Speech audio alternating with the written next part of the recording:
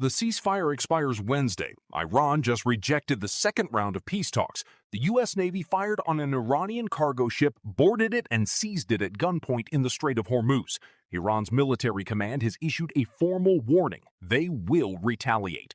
Their exact words were, "Armed forces of the Islamic Republic of Iran will soon respond and retaliate against this armed piracy." And as of right now, today, April 20th, the Strait of Hormuz is closed, again, for the second time in a week. 20% of the world's oil closed.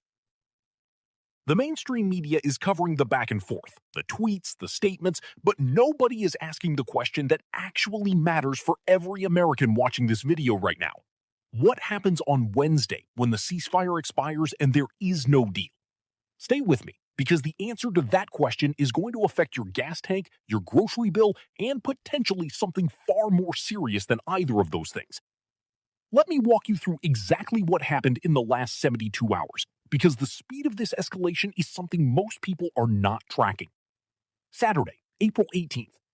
Iran briefly reopened the Strait of Hormuz under the terms of the ceasefire. 3 supertankers made the crossing, each one carrying up to 2 million barrels of oil. It looked for a moment like diplomacy was working. Then the U.S. announced it would not lift its naval blockade of Iranian ports, even while the strait was open. Iran's response was immediate. They closed the strait again. Iran's chief negotiator, Parliamentary Speaker Mohammad Baghir Khalifov, said on Iranian state television, and I want you to hear this clearly, it is impossible for others to pass through the Strait of Hormuz while we cannot. That is not a negotiation position. That is a line in the sand. Sunday, April 19th, morning. Trump woke up and posted on Truth Social that U.S. representatives were heading to Islamabad, Pakistan for a second round of talks. He said, and this is now his 3rd or 4th time saying this, that if Iran doesn't take the deal, the U.S. will destroy every power plant and every bridge in Iran. He also claimed Iran had fired bullets in the Strait of Hormuz, calling it a total violation of the ceasefire. Sunday, April 19th, afternoon. Iran's official state news agency, IRNA, published a statement. They are not coming to the talks. Not today, not tomorrow. Their exact words, Washington's excessive demands, unrealistic expectations, constant shifts in stance, repeated contradictions, and the ongoing naval blockade make negotiations impossible. The Iranian ambassador to Pakistan was even more direct. He said, "You cannot keep continuing to violate international law, double down on your blockade, threaten Iran with further war crimes, insist on unreasonable demands, and pretend to be pursuing diplomacy." Sunday, April 19th, evening. Trump posted again. The USS Spruance, a U.S. Navy guided missile destroyer, intercepted an Iranian cargo ship called the Touska in the Gulf of Oman. The ship was fired upon. Its engine room was disabled. U.S. Marines boarded it. Trump said the ship was under sanctions and tried to evade the blockade. Iran called it armed piracy. Their joint military command said retaliation is coming. And then, buried at the bottom of a CNN report citing Iranian sources, a detail that changes everything. An Iranian delegation is expected to arrive in Pakistan on Tuesday, the same team as before, Foreign Minister Abbas Araghchi and Parliamentary Speaker Ghalibaf. Iran expects a symbolic joint announcement extending the ceasefire on Wednesday.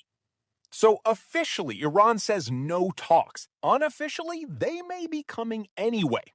This is not confusion. This is negotiation. And understanding the difference is everything.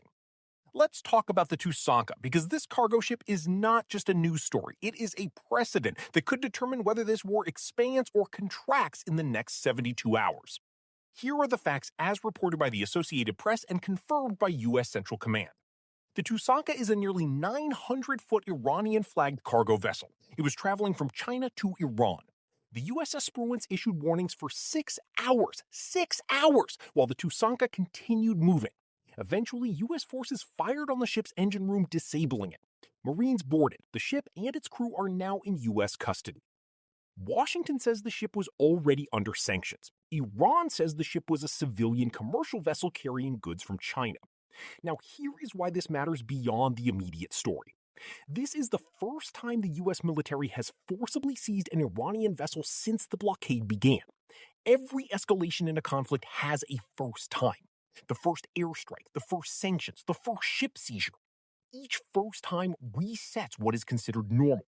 Each first time makes the next escalation easier to justify. Iran's military used the word piracy.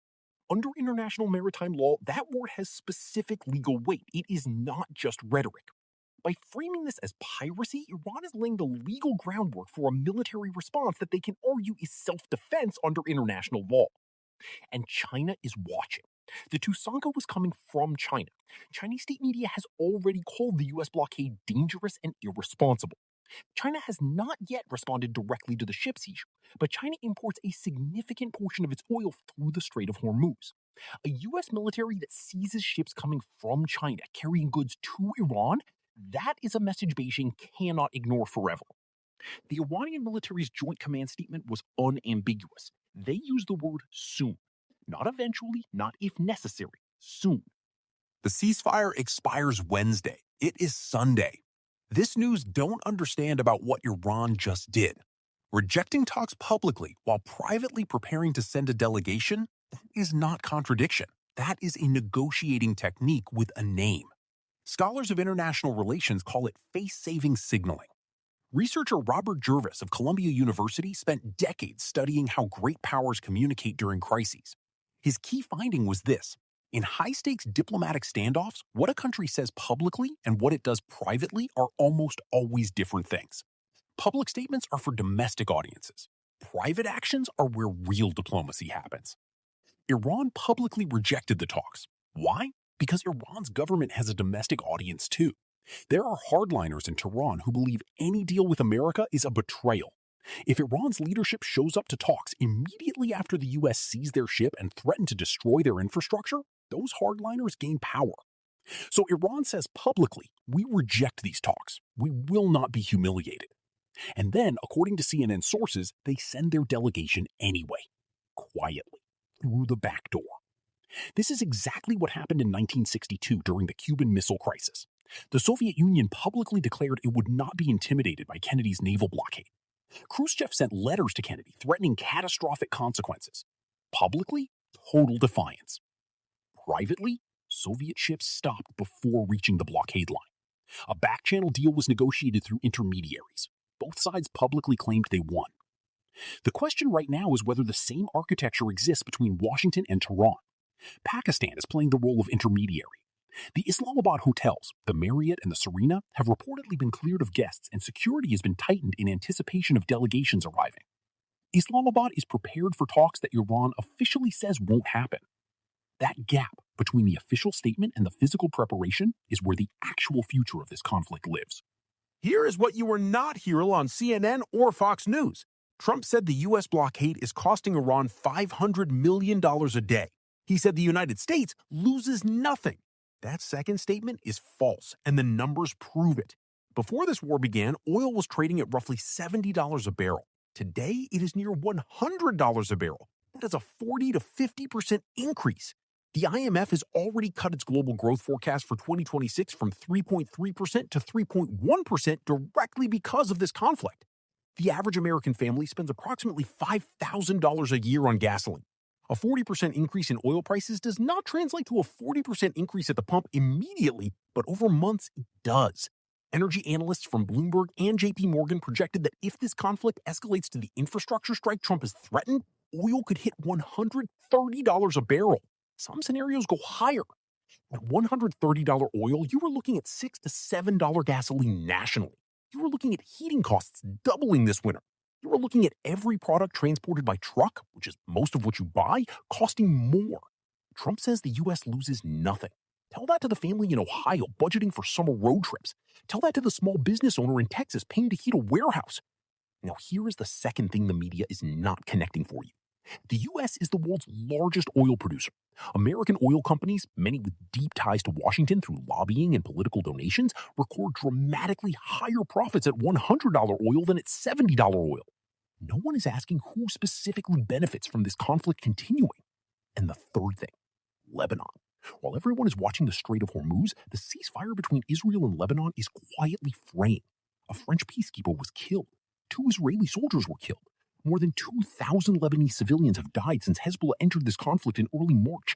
1.2 million people are displaced. This is not one crisis. This is 3 interconnected crises being managed simultaneously with a Wednesday deadline hanging over all of them. The ceasefire expires Wednesday. Here is what history and current reporting suggest are the three most likely outcomes. Scenario 1, the quiet extension. Iran's delegation arrives in Islamabad Tuesday. Face-saving language is negotiated. Both sides announce a ceasefire extension, probably another 2 weeks. The strait partially reopens, oil prices ease slightly. Trump claims he forced Iran back to the table. Iran claims they negotiated from a position of strength. Nobody admits what they conceded. The world exhales. This is the most likely scenario based on the pattern of the last several weeks. Every deadline has been extended. Every ultimatum has been walked back slightly. The back-channel signals, Pakistan's hotels cleared, delegations reportedly traveling, suggest both sides want a way out that doesn't look like surrender. Scenario 2, partial collapse. Talks happen but produce nothing binding. The ceasefire expires with no replacement agreement. The strait remains closed. The U.S. blockade continues. Oil stays near $100. Both sides return to a state of armed standoff. No active strikes, but no resolution either. This drags on for months. This is the North Korea model. Endless managed tension. No war, no peace. The economic damage continues quietly while the headlines move to other stories. Scenario 3, Wednesday night. No deal. Ceasefire expires. Trump orders airstrikes on Iranian power plants and bridges as he is threatened. Iran retaliates against U.S. forces in the region, against Gulf oil infrastructure, potentially triggering responses from Saudi Arabia and the UAE. China is forced to respond to the seizure of a ship coming from its ports. The conflict expands beyond Iran. This scenario is what military analysts call a cascade failure, where one action triggers another, which triggers another, and the system loses its ability to contain itself. Most analysts believe scenario 1 or 2 is more likely than scenario 3. But scenario 3 is more possible today than it was last week. And it is more possible this week than it was last month. Every escalation narrows the space for de-escalation. Let me leave you with one number: 23. That is how many ships the U.S. Navy has already forced to turn around as part of the blockade of Iranian ports. 23 ships carrying goods, fuel, food, medicine, turned around at gunpoint. Not warships, cargo ships. The Iranian chief negotiator said it plainly. It is impossible for others to pass through the strait while we cannot. And the American president said, no more Mr. Nice Guy. Wednesday is 3 days away. The hotels in Islamabad have been cleared. The security perimeter has been tightened. Pakistan is holding its breath. And somewhere between the public statements and the private movements of diplomats, the answer to what happens next is already being decided. In rooms the cameras are not allowed inside. We will be watching. One question for the comments, and I genuinely want to know what you think. Do you believe Iran will show up to talks Tuesday? Or has this ship seizure made a deal impossible? Drop your answer, because this time next week, one of us will be right.